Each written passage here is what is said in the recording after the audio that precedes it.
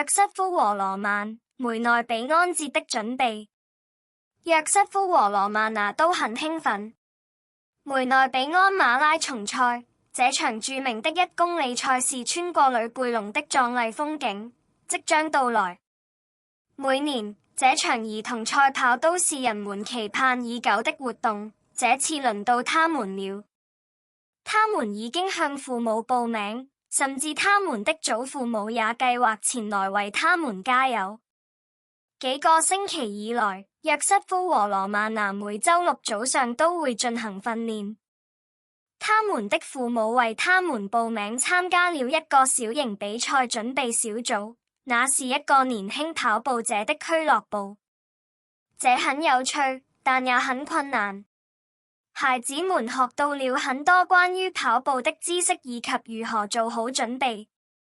約瑟夫是兩人中身材較高的一個，他意志堅定。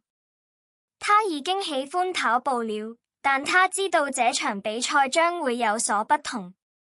這不僅僅是一場普通的比賽，這就是梅內比安賽跑，一場穿越山丘和陡峭道路的比賽，並提供了壯麗的全景。約瑟夫夢想獲勝，但他知道要想獲勝，就必須付出努力。而羅曼娜則顯得更加放縱。他喜歡跑步，但最喜歡的還是與哥哥一起度過的時光，探索呂貝龍的壯麗風景。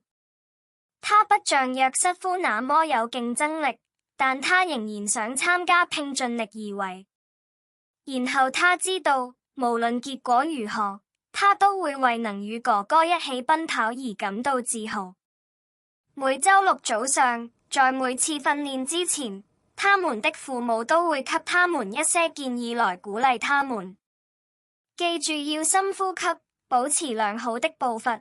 最重要的是，不要讓自己太快疲憊。他們的父親說道，他是一位跑步的忠實粉絲。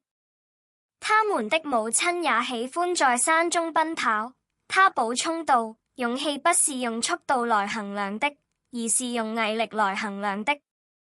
隨着每次訓練，約瑟夫和羅曼娜都有所進步。約瑟夫試着提高自己的耐力，跑得越來越久，而羅曼娜則專注於他的技巧，學習正確地放置他的雙腳，並且不要太着急。比賽日比預期的來得早，天空蔚藍，陽光燦爛，非常適合舉辦一場精彩的比賽。孩子們已經做好準備，穿着色彩鮮豔的 T 恤和新運動鞋。起跑線兩旁擠滿了觀眾，興奮之情溢於言表。所有的孩子都到齊了，迫不及待地想要開始。約瑟夫和羅曼娜手牽手準備離開。祝你們好運，他們的祖母笑着說道。在我心裡，你們已經是冠軍了。法令一聲令下，大家都衝了上去。約瑟夫衝在最前面，拼命奔跑，腿腳有如彈簧般靈活。他想從一開始就領先，以免被抓住。而羅曼娜則慢慢地觀察着周圍的風景，享受着早晨的新鮮空氣。比賽沿着蜿蜒的小路繼續進行。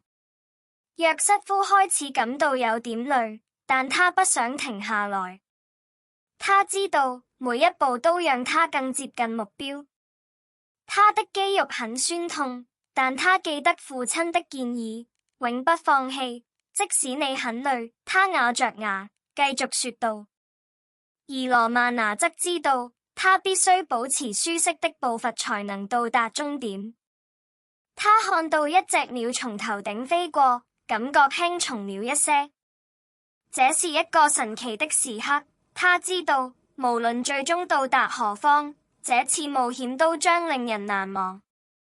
路變得越來越艱難，孩子們正在艱難地爬上爬下，但他們決心已定。約瑟夫和羅曼娜時刻提醒自己，梅納比安賽跑不僅僅是一場比賽，這是一次冒險，一次人生經歷。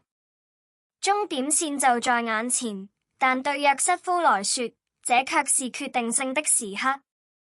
他加倍努力，雙腿幾乎火辣辣的，但他不想停下來。而羅曼拿則慢慢加速，很高興自己離終點如此之近。但當他接近終點時，他發現他的哥哥已經遙遙領先了。第四集在這裡結束，距離終點線只有幾米遠。約瑟夫和羅曼尼能否一起成功跨越這條界線，或者他們其中是否有人會獲勝？答案將在下一集中揭曉。